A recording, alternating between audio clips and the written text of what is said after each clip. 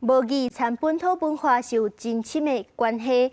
不过，根据台湾师范大学的调查，台湾有7成的民众虽然母语是台语，不过伫咧厝内讲台语的却是无到3成。学者就认为讲，这是咱的教育注重华语造成的，应该对各方面营造母语的环境。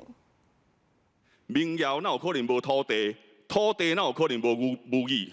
今年金音奖最佳民谣歌曲奖得奖人农传武装青年，讲到母语参本土文化的连结性，鼓励大家把母语捡回来。实际上，访问民众，侪人会因为沟通方便，唔拿外出讲华语，伫咧厝内也无啥咧讲台语。你伫咧厝内，敢会甲你的父母讲台语？有时阵会，有时阵袂，因为大部分还是习惯说中文。其实做阿公阿嬷还会一点点，但是比较少，还是方便就是用国语。第四代文化教育策略研究团队电话调查1000多人，发现有超过7成的民众，虽然家庭的母语是台语，却无到3成的民众会伫厝内讲台语。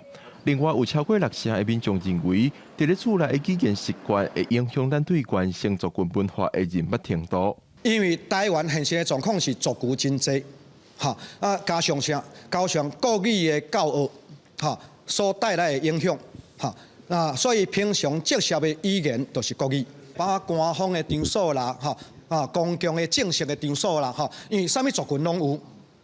所以呢，咱当然用共同的语言嘛。学者认为，政府通试咧以影视、音乐、旅游做媒介，推广母语环境。伊嘛指出，虽然即摆学校有本土语言课，但是对学生无解有吸引力。政府若通辅助母语戏剧、音乐创作，佮有本土文化旅游路线开发，用较软性的方式，有机会互更较侪人亲近母语、接受母语。记者林玉凯台北报道。